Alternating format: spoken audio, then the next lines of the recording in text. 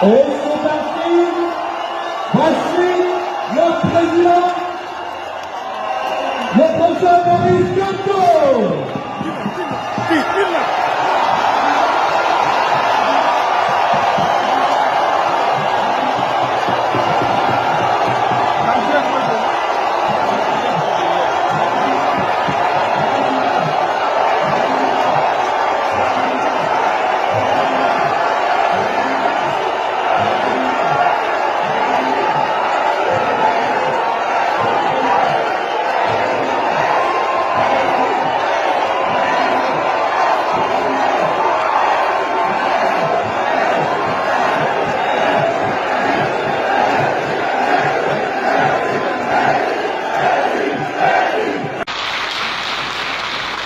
Nous savons aujourd'hui que les élections couplées de 2020 étaient conçues par nos adversaires comme une sorte de second tour de l'élection présidentielle de 2018, dont ils nous avaient spolié de la victoire.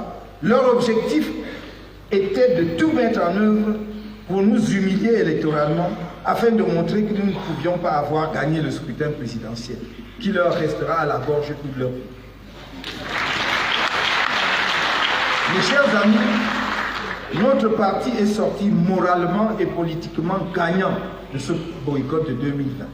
D'abord, nous avons montré à nos compatriotes des régions anglophones, en particulier à tous les Camerounais en général, que nous sommes la seule force politique du pays qui a choisi de payer le prix politique le plus élevé afin qu'une solution pacifique, construite sur un dialogue inclusif, soit trouvée à la crise qui ravage les deux régions.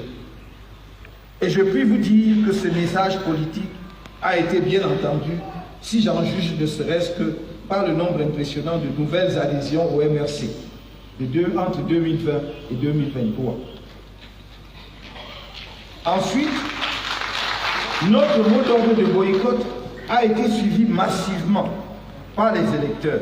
En effet, d'après le rapport des observateurs nationaux et internationaux de ce scrutin couplé de 2020, le taux de non-participation se situait entre 75 et 80% d'un corps électoral qui est déjà très faible. Sans prendre part à ces élections, notre parti a ainsi montré la solidité de son ancrage dans le peuple camerounais. Enfin, il est apparu après coup que notre boycott de cette mascarade électorale de 2020 a préservé l'unité de notre parti, menacée par les ingérences administratives et les conditions de formation des listes électorales.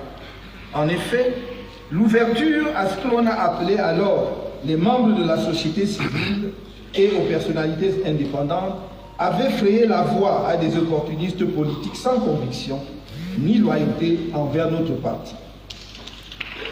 Ils sont donc partis comme ils sont venus. J'ai dit, et je le répète solennellement du haut de cette tribune, le MRC prendra part à toutes les élections à venir, notamment les élections législatives et municipales, ainsi que la présidentielle en 2025 ou avant. Notre parti y prendrait part, même si on les convoquait demain.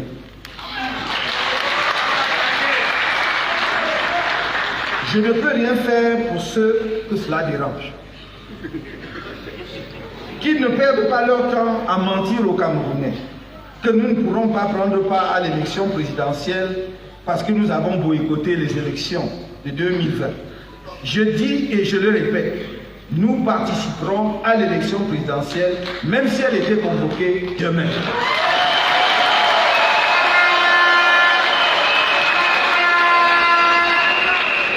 Alors mes chers amis, chers compatriotes, ne les écoutez pas, car ils veulent vous décourager afin que vous ne vous inscriviez pas massivement sur les listes électorales.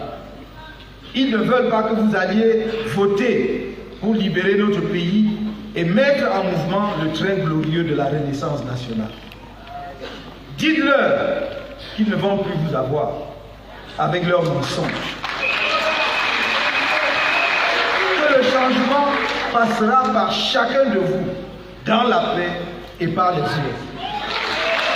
Chers délégués à la Convention, Mesdames, Messieurs les invités, nous avons proposé la formation d'une alliance politique pour le changement afin d'assurer une alternance politique démocratique au Cameroun en 2025 ou avant.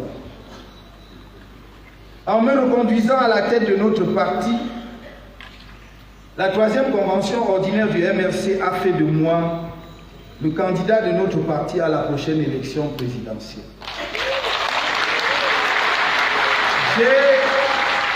J'ai entendu l'appel lancé bien avant la tenue de la présente convention et tout à l'heure encore par des forces importantes de la scène politique camerounaise pour que la dynamique nouvelle se fasse autour du candidat du MRC en vue du scrutin présidentiel à venir.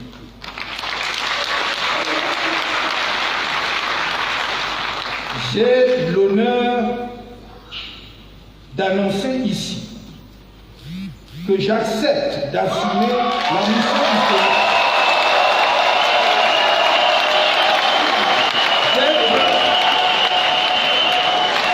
d'être le porte-flambeau de l'Alliance politique pour le changement désormais en marche.